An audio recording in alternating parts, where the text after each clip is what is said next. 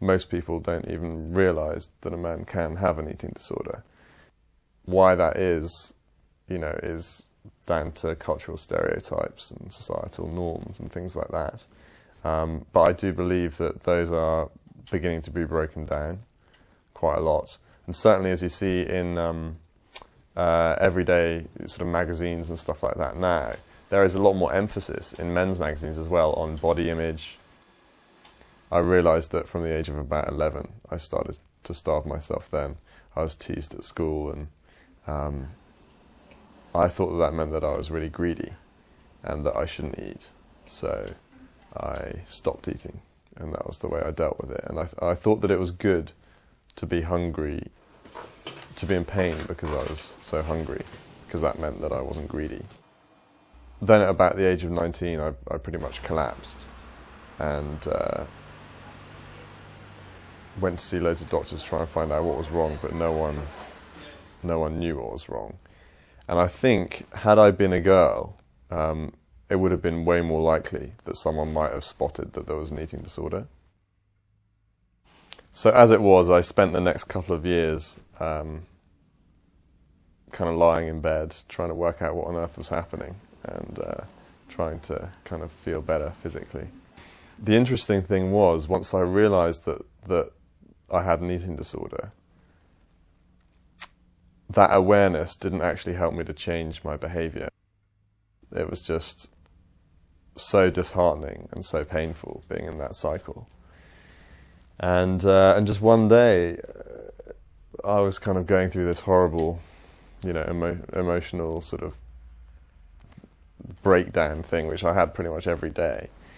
And I realised that I could ask for help, and that's all I needed to do, was to ask for help.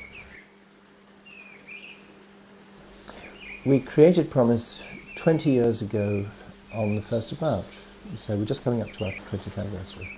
We're having altogether about 3,500 patients through here, and therefore we've had about 1,000 people with eating disorders, of whom I suppose about 20 will have been men.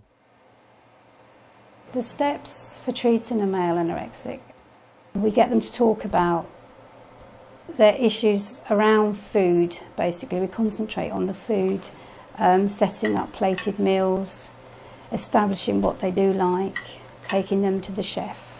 And the boundaries go up, you know, I can't eat this, I can't eat that.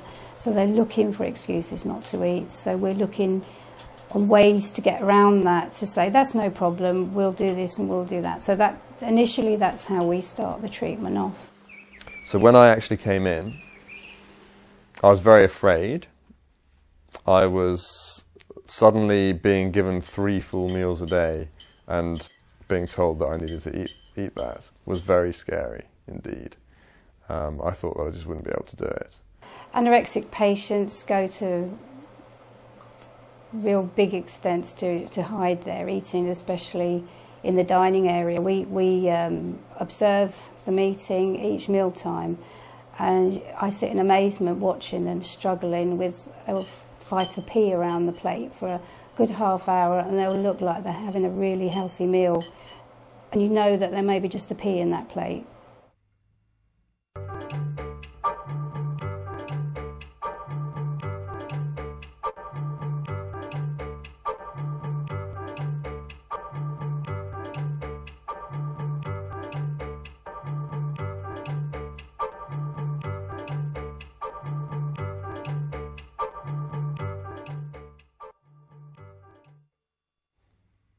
The things that are different between men and women are actually quite significant in terms of fertility, but that's all. 30% of them are going to die. I'm much more worried about that than where they're going to breed, and there's the same risk for men as it is for women. Men don't cry, men don't show emotions, and a lot of the males have been brought up with that saying, men don't cry, but at the centre we encourage men to be emotional. It's a good thing, it's to get the emotions out, it's okay to cry. The amazing thing was that as I allowed those feelings to come up, there was a lot of anger, there was a lot of huge amount of sadness, and a lot of fear. And those are, of course, all the bad feelings which I've been sort of trying to suppress. There are long-term damages for male anorexics. Obviously, their digestive system, if they're not eating, it causes a lot of problems with ulcers and acid. If they're vomiting, it's caused a lot of burning. Initially, they're quite treatable, but if they continue for long periods of time, it can be that they do themselves damage. Anorexia, as a general principle, has a very high mortality rate. I remember a lovely boy called Jamie, whose girlfriend decided that he didn't need the treatment that we provided. She would look after him. And so as soon as he left here, he bought himself an exercise bike and took a job as a courier, and she looked after him, and he died. And she spoke at his funeral to say how sad it was. Yeah, I think he chose the wrong treatment. He thought another individual could help him to get better, and it's just not true. I don't think there is the help that male anorexics are looking for on the NHS. I think it's something they need to look into. It's not freely available for female anorexics, and I think males get a less chance of that treatment as well, so there's not a lot out there for either. So it was kind of like a choice, you know, do I want to continue being obsessed with food in all this mental anguish and pain and physically very unwell, or do I want to face my fear, you know, and go through it? And it's been a sort of long, slow, but steady climb from that sort of pit of despair out into, you know, a place of actually feeling glad to be alive.